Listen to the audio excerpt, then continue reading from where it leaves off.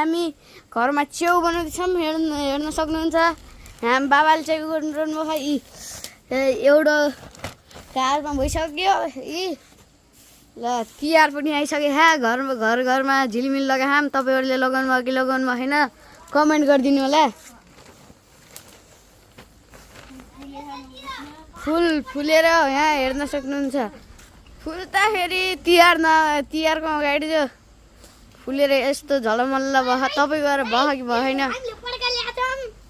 हेर्नु हामीले पटाका पनि ल्यायौँ तपाईँको दाँत देखाइदिन हुन हार्दिक अनुरोध गर्दैछौँ हामी हेर्न सक्नुहुन्छ यहाँको दाँत कति राम्रो खाली ओलो पनि पस्छ यहाँले यसलाई टोक्न पनि सक्नुहुन्न यी गर्नुहोस् त दाँत पनि छिर्दैन ल यतिकै भन्दै ल मैले यो भिडियो यति नै अन्त्य गर्छु